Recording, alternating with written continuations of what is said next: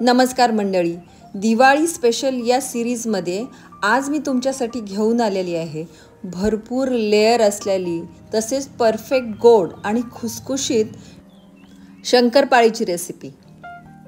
काही महत्त्वाचे टिप्स मी तुम्हाला सांगणार आहे, म्हणून रेसिपी शेवटपर्यंत फॉलो करा। चला करायला घेऊयात मंडळी। 1 कप दूध घेतलेले आहे। जेवढं दूध तेवढंच तूप घ्यायचं आहे।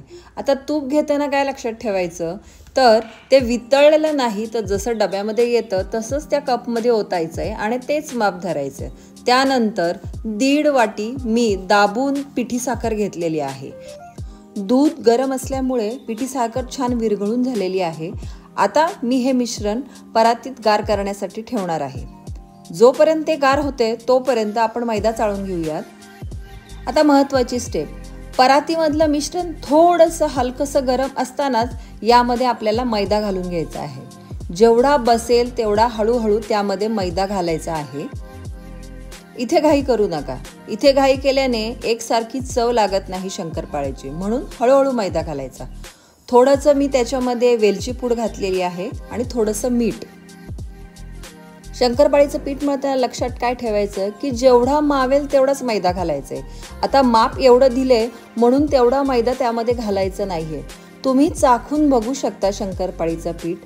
तुम्हाला जर असं वाटलं की ते कमी गोड आहे तर थोडंसं दूध घ्या, त्यामध्ये थोडंसं 2 चमचे तूप टाका आणि त्यामध्ये थोडीशी पिठी साखर घाला आणि ते थोडं शिंपडून त्या शंकरपाळीमध्ये दाखवल्याप्रमाणे मिक्स करा आणि छान मळून घ्या।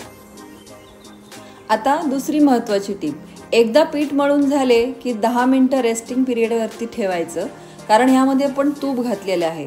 तूप आपण जास्त वेळ ठेवलं की ते टणक होते, म्हणून 10 मिनिटानंतर लगेच अशा प्रकारे शंकरपाळ्या करायला घ्यायच्या।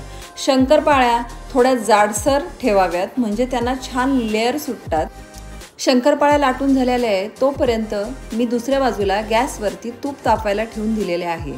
तूप हे हळूहळू गरम करावे, तसंच खूप तापू नये। मंद गॅसवरच शंकरपाळ्या तळायच्या असतात, कारण असे केल्यामुळे शंकरपाळ्या आतपर्यंत छान तळून निघतात। तसंच शंकरपाळ्या तळताना एकाच वेळेस खूप गर्दी करू नका।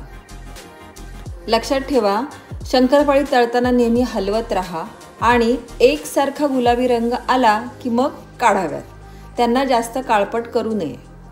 चहाबरोबर खायची आपली शंकरपाळी तयार आहे। तुम्हाला आजची ही रेसिपी कशी वाटली मला कमेंटद्वारे नक्की कळवा। तसंच दिवाळी सिरीजसाठी मला फॉलो करायला विसरू नका। धन्यवाद।